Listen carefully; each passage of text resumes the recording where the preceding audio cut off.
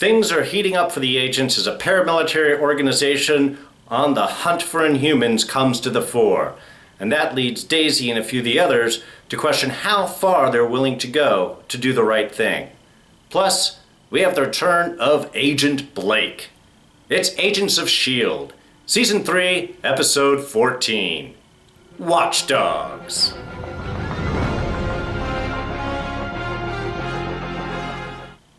Alright, spoilers ahead, just so you've been warned. So we are back into the main storyline after taking a little bit of a side break to bid a fond farewell to Bobby and Hunter last week. But what we're dealing with this week is the Watchdogs, a new group that has jumped into the limelight and is hunting down Inhumans. We find out later that it's being led by Agent Blake of S.H.I.E.L.D., who we haven't seen since way back in Season 1 when he got his spine crushed by Deathlock, while Deathlock was still working for the enemy. So in this episode, we're dealing with them jumping forward, and it all kind of starts out with a bang as they have gotten a hold of Howard Stark's old implosion chemical, which we also saw back in Season 1 of Agent Carter, kind of crush the whole Roxxon research labs on that one. Here, the Watchdogs have a hold of it, and they're using it to attack ATCU buildings, threatening the Inhumans that are now jumping more into the fore. And really what this episode is kind of focusing on, in general, is the idea of how society is dealing with the Inhumans, with them coming up. It's kind of what the comics have dealt for a long time with the X-Men, with the mutants, as these people that we can't identify immediately, but are now having superpowers and are able to come forward and are making a bigger impact, as they say. The Avengers, yes, people like them, only there's more of them. So we're dealing a lot with those type of issues. Where do we draw the line in regards to national security and in our suspicion of our neighbors? And it deals a lot of that focuses on Mac and his brother, which the episode kind of starts off dealing with them, and then later on how Daisy herself is seeing that. So we get kind of the human side of S.H.I.E.L.D. dealing with it, as well as the inhuman side of S.H.I.E.L.D. dealing with these things. And I think these are great topics to come forward. I also enjoy the fact that they didn't really get to any conclusions on that. We have the Watchdogs, a lot of the humans, reacting to the advent of the Inhumans, as they're calling them aliens. And I really think that at this stage, maybe someone needs to get out ahead of that and start reminding people that these aren't aliens. These are human beings that may happen to have some alien DNA or some other type of variants in their DNA, but that is activating. And it's a little different from the mutant phenomenon that obviously they can't deal with here because Fox owns the rights to them. But unlike mutants who typically come into their powers around puberty, with the Inhumans here, these are happening at any age and kind of in a random type set, because have they had the fish oil, have they had any of the other the other aquatic sources of the Terrigen coming into their system. So you could be a 48-year-old librarian who takes this and gets it, or you could be a teenager who takes it, or you could be in your mid-20s, or you could be a die-hard military, support the nation thing who is suddenly inhuman and may find themselves at odds with the people around them and the institution that they belong to and have dedicated themselves to. So there's a lot of questions that this can really bring up, and I like the fact that they're now starting to do that. Now with Daisy, we're seeing it from the Inhuman side. We are seeing it as somebody who is being threatened, whose livelihood, whose people are being threatened, and she is taking those reactions probably a little bit too far. And I do like the fact that they're pointing out that Daisy might be going too far.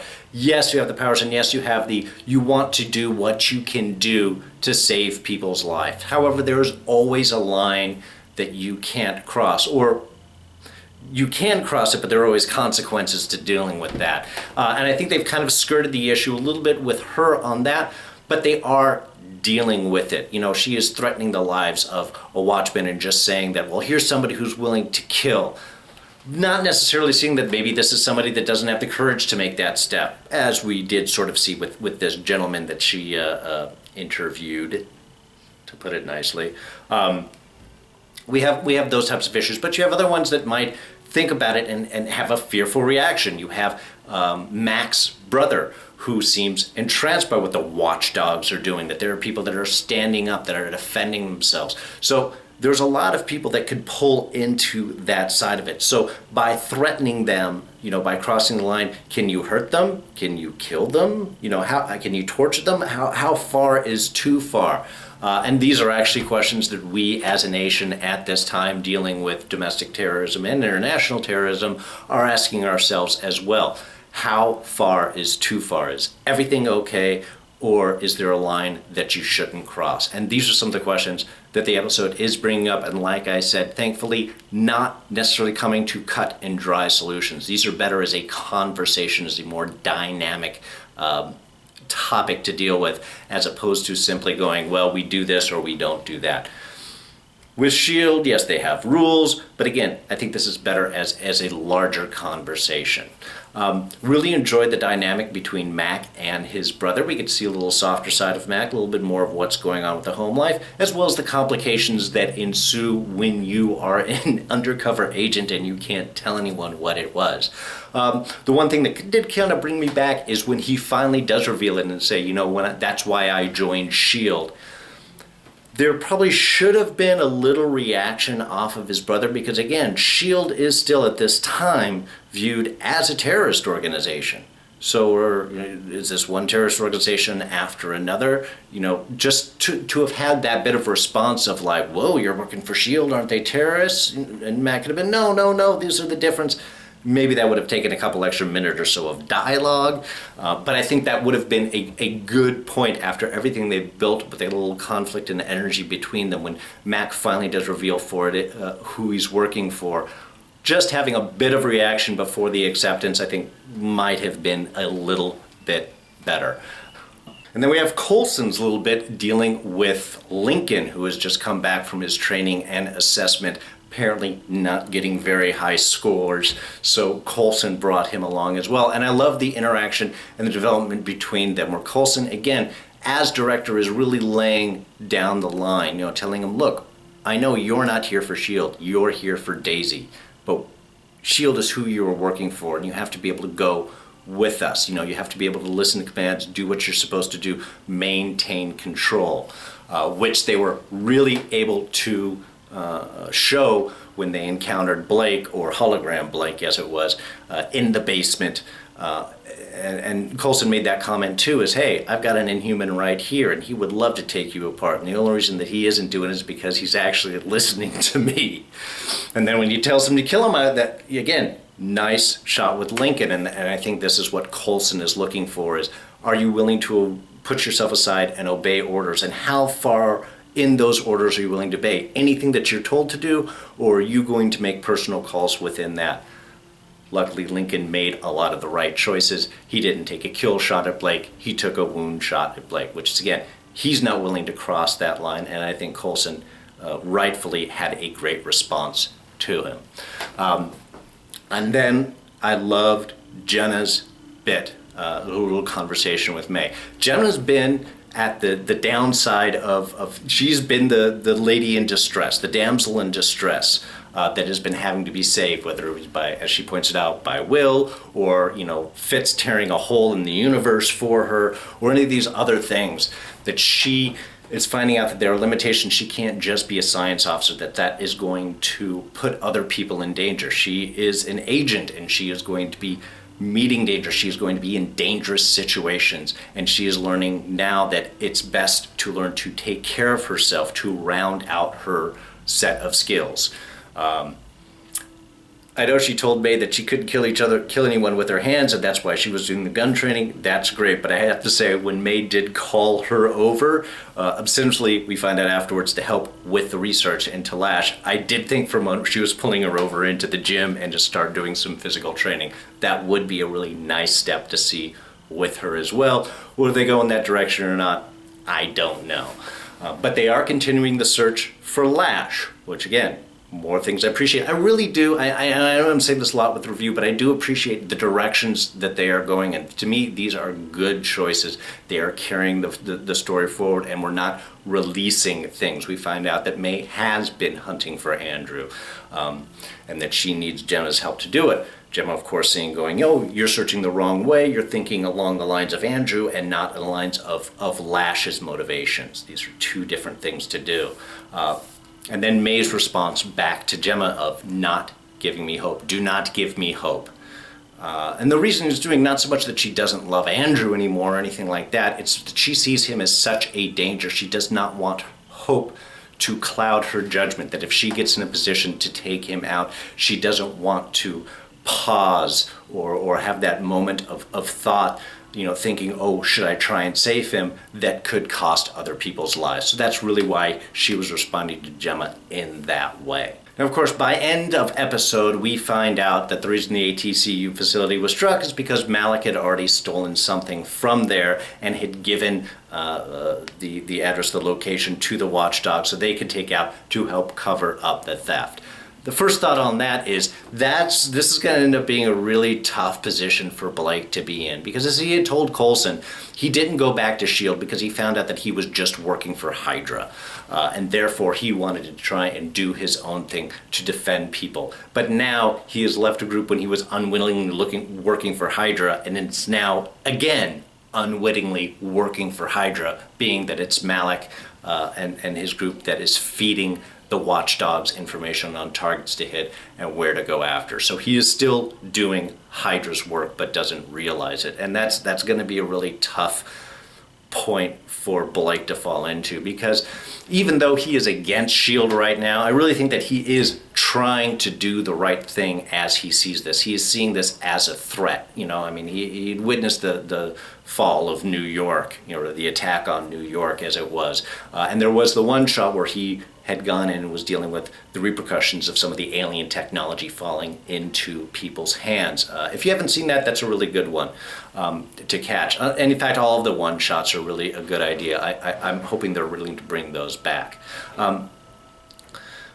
But what we find out as we get to the end, and there is a missile or a missile tip of some sort in the back of the van. And again, another little moment as he is complaining about, yeah, we have to do this so we can fight against those freaks, the Inhumans, and he is talking to an Inhuman. Again, Blake doesn't really realize what he has gotten himself into. What the missile is, now that's a very good question. I doubt that it is a nuclear-tipped missile. One, why would that be at an ATCU facility? That's military. Like serious hardcore military. So I don't think it is that. That's usually what they imply whenever they show a missile tip like that, oh my God, it's a nuke. It's a weapon of mass destruction.